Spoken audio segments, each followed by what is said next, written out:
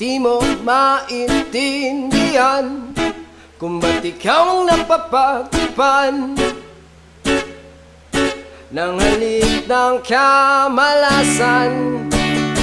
Kinapang mong marahan ng hagdanan para lamang makidlatan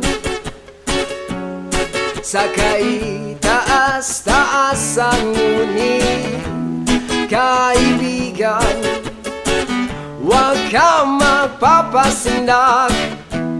Kaibigan, easy lang saya.